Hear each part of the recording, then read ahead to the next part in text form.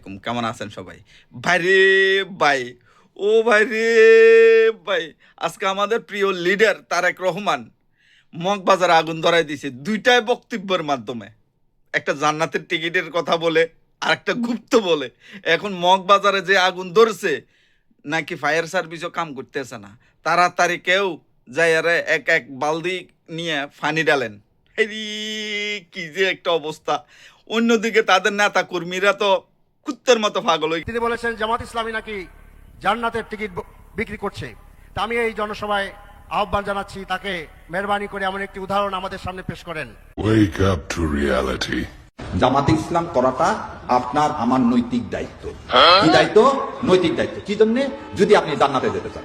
জান্নাতে যেতে না গেলে কোনো সমস্যা নেই, কারণ 72 মধ্যে প্রথম কাতারে থাকতে চাইলে জান্নাত পেতে চাইলে জামাতে ইসলাম করতে হবে। এর মধ্যে আর দ্বিতীয় কোনো অপশন নাই বাবা। গজব বেজতি।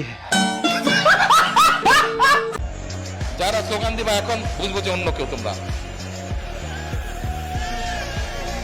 গুপ্ত গুপ্ত